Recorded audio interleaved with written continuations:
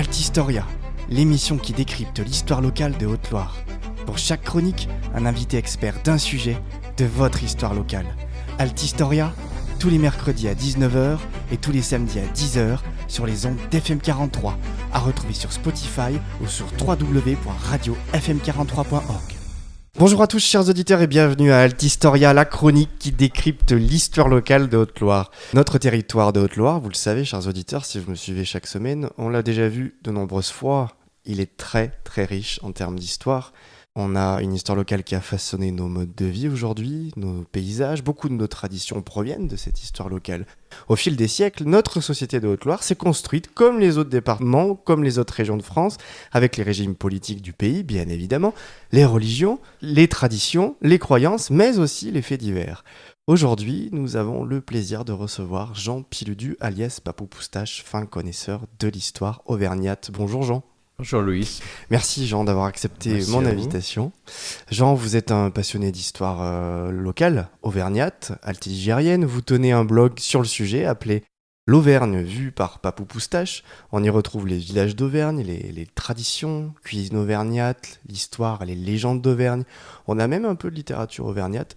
Et depuis de nombreuses années, vous vous penchez sur cette histoire et aujourd'hui, vous nous emmenez, le temps d'une chronique, dans l'histoire d'un monument. On est sur une émission monument aujourd'hui, chers auditeurs.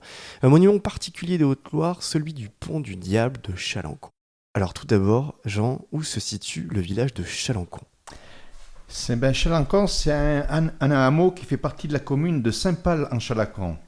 Le village est perché à 666 mètres d'altitude et il domine la vallée de l'Anse. C'est un ruisseau qui coule en bas. Voilà. C'est un petit village d'Auvergne. Oui, c'est un petit village. Oui. Quelle est l'histoire de ce village, Jean ? Pourquoi est-ce qu'il mérite d'être connu ? Alors, moi, l'histoire, je ne la connais pas très bien. C'est sûr que le village, il vaut le détour. Il y a son château, son enceinte quadrangulaire, son donjon créné et ses deux tourelles d'angle. Le château trône en haut du village. Pour y accéder, il y a des ruelles pavées, sont magnifiques, et fleuries, bordées par des maisons de charme, bien restaurées par les habitants. C'est vraiment un village typique, vraiment un village médiéval qu'il ne faut pas louper.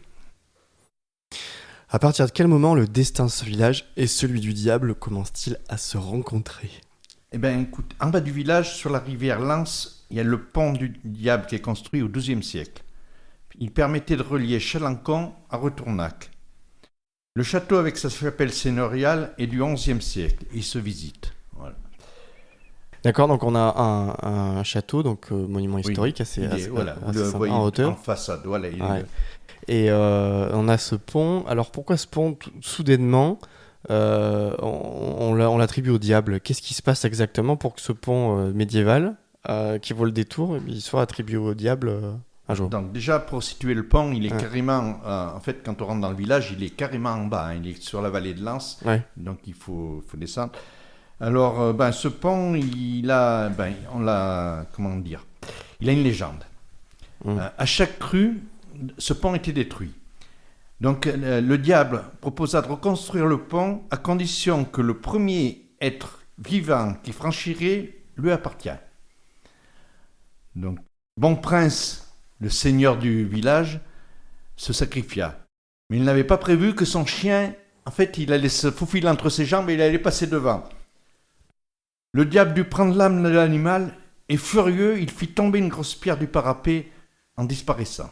Voilà, on l'appelle le pont du diable parce que c'était cette légende, elle fait que cette promesse qu'a fait le diable, il s'est vu berné par le chien. Alors à chaque fois que les habitants passaient sur ce rapport à cette pierre, il les remettait la grosse pierre en place. Et à chaque fois, chaque nuit, elle se retrouvait en bas dans la rivière. Donc, si aujourd'hui vous cherchez cette pierre, vous regarderez au fond de l'eau, elle a laissé une trace, c'est l'empreinte du diable en colère. Vous pensez ? La légende. Vous pensez ? Voilà la petite légende.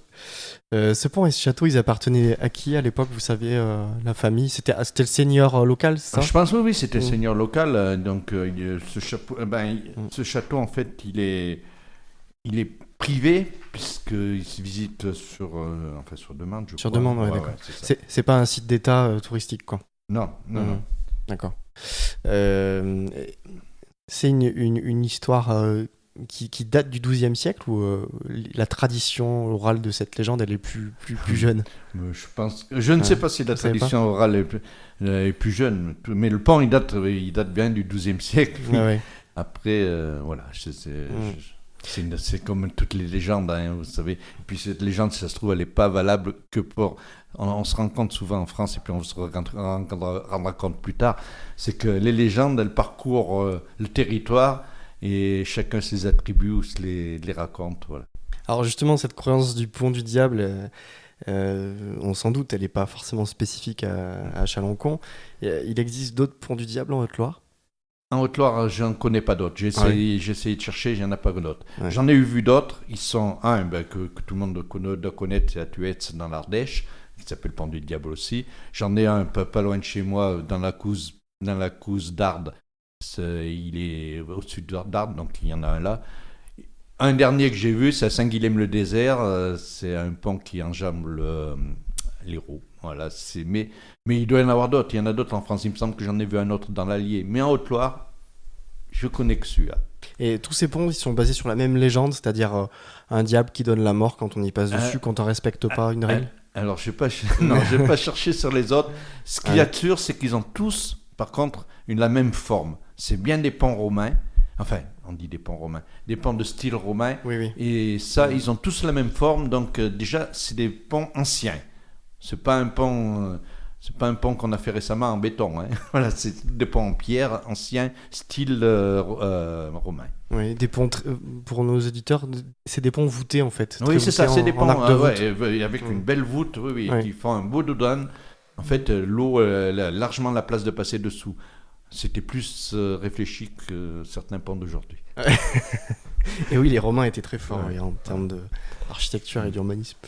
Les Romains qu'on a d'ailleurs l'occasion d'aborder souvent en chronique avec les Celtes et la guerre des Gaules et nos collègues historiens et notamment de l'Apt. De l'association Vélavie-Yallon. Ah oui. Voilà. Enfin, historiens. Ils sont suivis par une archéologue, mais ils sont bénévoles et passionnés de toutes ces histoires-là. Est-ce qu'il y a d'autres légendes, Jean, que vous voudriez nous faire part là, je vous en ferai part une plus tard. Oui. Puisqu'on va parler dans une autre émission, je pense que vous m'avez dit qu'on allait parler d'ozone, donc je vous en parlerai d'une autre. Oui, bien sûr. Voilà. Bien sûr pour ozone, mais non, vous n'en avez pas d'autres sur Yssingeaux, par exemple, autour d'Yssingeaux? J'ai rien sur Yssingeaux. J'ai pas de légende sur Yssingeaux. Non. J'ai pas trop cherché non plus. Parce que vous me surprenez parce que la question, j'aurais pu. Oui, alors je dis pour nos auditeurs, c'était pas prévu. C'est une petite surprise pour Jean, c'est pas sympa. J'aurais pu. Non, mais c'est pas grave. Ça me fait aussi des matières à recherche. Donc voilà. Je rappelle aux auditeurs que Jean travaille beaucoup, il sillonne beaucoup de contenu, donc c'est difficile aussi pour lui de se rappeler de tout. Il tient un blog, notamment un site internet très très riche sur l'histoire locale de Haute-Loire, mais aussi d'Auvergne. On peut le retrouver sur l'adresse suivante, CP Auvergne, C comme Carole, P comme Patrick, CP Auvergne. Vous tapez CP Auvergne Papou Poustache et vous tomberez sur le site internet de Jean. Vous voulez nous en dire un mot, Jean, sur ce site internet? Écoutez, c'est un petit site, comme je dis, je l'ai dit souvent, c'est fait pour les villageois qui ont leur village qui n'est pas connu, qui est carrément dans l'ignorance par rapport à d'autres qu'on met en avant. Donc ça permet de certains de se retrouver, de se voir, de se voir un peu mis à l'honneur. C'est surtout, je le dis et je le répète, c'est les personnes qui sont loin, qui ont quitté leur village depuis très très longtemps et qui savent qu'ils n'y retourneront plus, soit parce qu'ils ont plus d'attache, soit parce qu'ils ne le peuvent plus physiquement. Et ça leur permet de revisiter, de retrouver des gens, parce que il y a des photos anciennes, souvent même si j'ai des photos d'école que j'essaye de mettre, donc voilà. C'est un peu, chacun retrouve un peu sa nostalgie ou ses origines. L'histoire locale, elle est souvent très appréciée des gens, des locaux, pourtant elle est très peu abordée à l'école. Oui. C'est-à-dire, elle n'est pas abordée en termes de prisme, en termes de prisme, en termes d'angle. On aborde toujours l'histoire d'une manière nationale, voire mondiale. C'est un regret pour vous. Est-ce que vous pensez qu'elle pourrait être davantage exploitée, cette histoire locale ? Eh ben oui, je pense qu'il faudrait qu'il y ait une rubrique. D'abord, déjà, je ne sais pas si l'histoire elle est représentée comme nous, on la voyait quand on allait à l'école. Je crois qu'elle est un peu passée en sourdine, mais bon, mais c'est comme la géographie. Mais voilà, il faudrait que, je ne sais pas, alors c'est peut-être mieux l'affaire des associations des villages, de faire parler de l'histoire locale.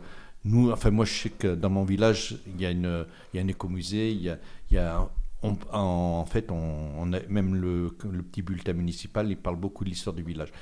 Donc je pense que on ne peut pas, au niveau national, tous les instituteurs ou tous les professeurs ne peuvent pas parler typiquement de chaque village, mais que dans les communes, on en parle, on remette un peu les choses dans l'ordre, que sache d'où on vient, où c'est qu'on va et comment on en est là. Voilà. D'où on vient, où c'est qu'on va et comment on en est là.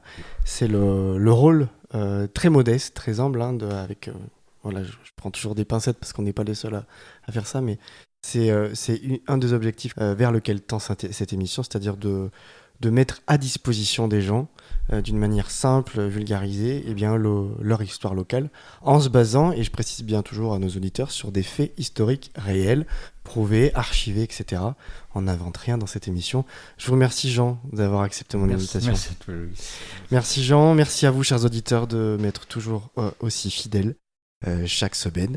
Vous me retrouverez la semaine prochaine pour une autre chronique Altistoria. D'ici là, je vous souhaite une bonne journée ou une bonne soirée en fonction de l'heure à laquelle vous m'écoutez.